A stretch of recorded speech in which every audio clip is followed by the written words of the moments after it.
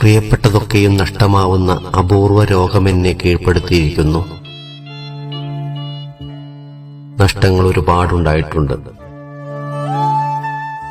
എല്ലാം ഇന്ന് ശീലമായെന്ന് പുറമേ നടിക്കുമ്പോഴും ഉള്ളൊരുപാട് നീറാറുണ്ട്. അടുത്തെന്ന് തോന്നി തുടങ്ങിയാൽ എന്നും കൂടെയുണ്ടാവണമെന്ന ചിന്ത ഉടലെടുത്തു കഴിഞ്ഞാൽ ചിലർ അകന്നു പോകുന്നു. അവർ കൂടെ കൂടിയ കാലങ്ങളിലെ ഓർമ്മകളാണ് ഇന്നേറെ വേദനിപ്പിക്കുന്നത്. ആ കാലം ഇനി തിരിച്ചു വരില്ലെന്ന തിരിച്ചറിവാണിതിന് കാരണവും.